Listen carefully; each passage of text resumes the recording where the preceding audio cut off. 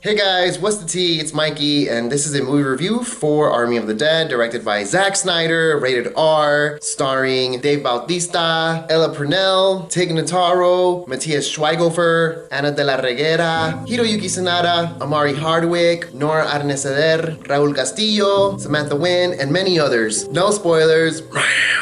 We're gonna talk about this amazing scene that was in this film, and it featured Samantha Wynn's character Chambers, which she just so happens to be a nod to the character Rebecca Chambers from Resident Evil, the first video game, and said character wears a red bandana.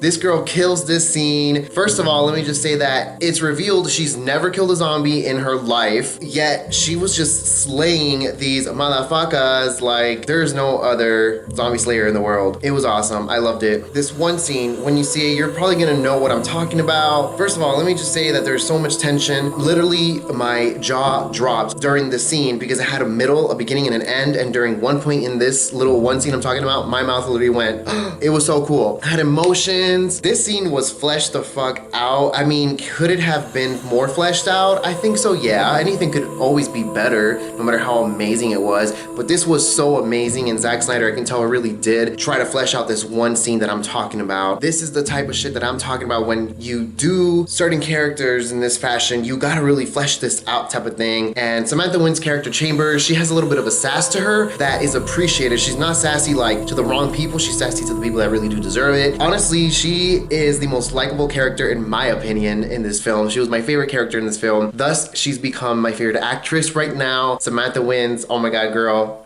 I love you. You're amazing. I'm such a fan after this film. So amazing. I loved it. Now let's talk about the opening scene. Now there's the opening scene and then there's the opening credits, and I want to just reiterate that the opening scene freaking sucked. The opening scene was, first of all, bad storytelling. There were airmen tasked with this job that I don't think airmen should have been tasked with, but that's just me being technical because I know what it's like to be in the military. Generally speaking, without putting on that military hat on, this scene's acting was terrible. The placement of the characters was terrible. I really did not like the opening scene at all. It was full of stupidity. You can make something really bad happen without it being about stupid people doing stupid things. At the same time, you could work with stupid, and as long as stupid works, fine, but I don't think that the stupidity in this film worked for me personally, because I saw this movie in theaters, by the way. When I saw the opening scene to this film, I was just like, I don't know what direction this film is going in, but I'm gonna just keep hanging in there. Then the opening credits happened, and it was phenomenal. The opening credits really did an amazing job at bringing me back in the film. The opening credits had so much going on, and it pretty much depicted kind of the way that the apocalypse started here in Las Vegas, which I really appreciated that. There's something about this movie that it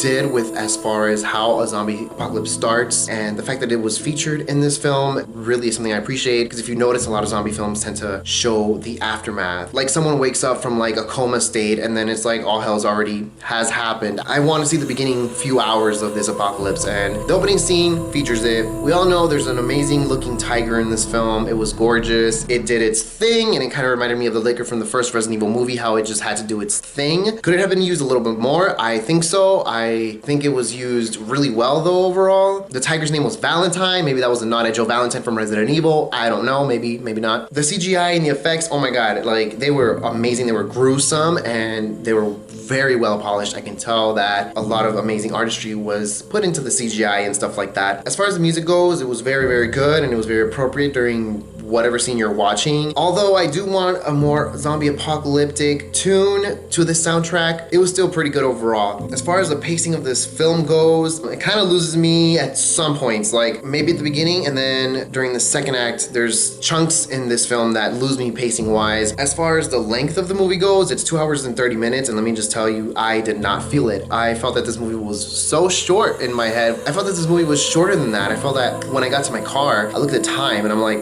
what the hell? Like, it's been almost 3 hours since I watched this film. I did not feel those 2 hours and a half, honestly. Like, that's how entertained I was in this film. And as far as Dawn of the Dead remake goes, there's a lot of nods to that film. As you all know, Zack Snyder directed both of those films, Dawn of the Dead remake and Army of the Dead. And I appreciated the nods and the Easter eggs to Dawn of the Dead. Also, there's this one scene between the characters Dieter and Vandero, and they're basically talking about, I don't really want to spoil it, but let's just say that their conversation really did put me in this Dawn of the Dead situation motivation. You're gonna know what I'm talking about. It's during the scene where they're about to breach the vault with all the money in it. I really, honestly, didn't really like the motivation for the characters to go into the zombie apocalypse. Their motivation to me, I won't spoil what it was, even though it's actually revealed in the trailer as well, but I just will say that I think that the motivation for the characters going into this zombie apocalypse, in my opinion, was, for me, I would never go into the zombie apocalypse if you came up to me and told me, hey, this is why we're gonna go into the zombie apocalypse. I would literally be like, I don't care, it's not worth it. Dave Bautista's characters with his daughter's characters, chemistry was okay overall. Wasn't the best thing ever in the movie, but it was pretty good. I enjoyed watching them, honestly, together. His chemistry with all the characters overall is pretty decent. I think he did a very good job, and he's such a teddy bear in the film. He's like a badass, but at the same time, he's not an asshole, so he's gonna be pretty likable, I wanna say. My favorite character, like I said, was Chambers. She killed it. She has this like awesome scene. She's a show stealer. I love the character Dieter as well. He really reminded me of the Fifth Element Ruby in the sense that he was just always screaming. It was just really fun to watch that. Actually, a lot of the characters are really likable in this film. There are a few that I didn't like, but I didn't like them, but I loved watching them. I loved to hate them kind of thing. Another little shout out I want to give is to the character Lily. That character, I think at first I didn't really know where that arc was going, but I think it goes in a pretty good direction, and I think you guys will like her overall, and I think that the acting of that character was also very good. The delivery of the lines I felt were pretty strong. Probably the strongest delivery of a line I could ever imagine. And then just like thinking about it, the dialogue, seeing it in writing sounds a little cheesy, but the way that she sold it in the film, I felt that I didn't get any cheese from that. I actually got quality out of her acting. There are no after credits, so after the final scene, just turn off your Netflix or get out of the theater. Overall, the film gets an 8 out of 10. I will definitely own this film on Blu-ray. I feel like it's one of the best zombie films right now. Also, I will definitely rewatch it. I have seen it already so far a few times. I am so happy that I saw this in theaters. I think if it's still out and wherever you live, go ahead, check it out in theaters. It's also on Netflix. Check it out on Netflix if you don't have the budget or if you're too scared to go out right now during the pandemic. I would totally recommend for anyone to go watch this as well. I'm giving this film an 8 out of 10. Good luck, take care, and peace.